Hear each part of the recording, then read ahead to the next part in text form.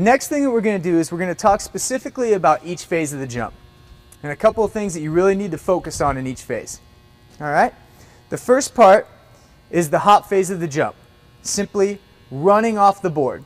What we want to make sure that we do is that we run through the takeoff and not jump up through the takeoff. Okay? You want your athlete to run through the takeoff. They need to figure out how to use their arms correctly. I like teaching the double arm technique. It seems to be pretty simple once an athlete catches on, where they're simply going to gather their arms on their second to last step and they're going to run through the takeoff board. We want to make sure that we run over the board and not jump up through the takeoff. You can use a single arm technique, which is fine. All right, so the athlete will simply be right here. They'll reach around with this arm and then they'll basically switch arms.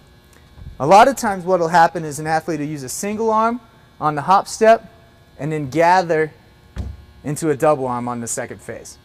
All right?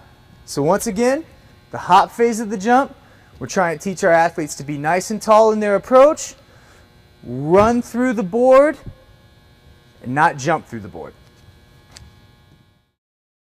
The next phase of the jump is called the step phase.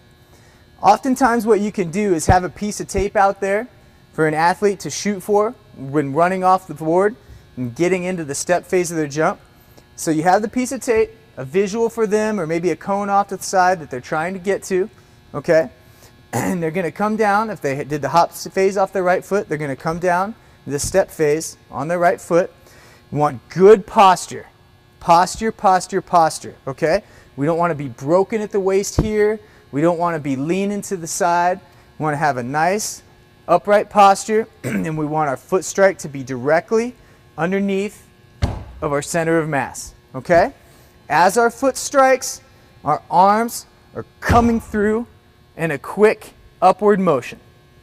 All right? Our arms are gathered right here, active and coming through at the same time that our foot strikes. Okay. Now we're into the third phase of our jump, which is actually called the jump phase. We had the hop phase, the first phase, the step phase is the second phase, and now we're into the third phase. On the first two phases, we tried to keep our hips very level, all right? We were trying not to go too up and down, simply running through our takeoff, being active through our step phase, okay? So now we've done a right, and now we're into the left, okay, the jump phase. One thing that we want to do differently here is we want to try to create an upward angle. It's okay to get as much height as you can on this last phase.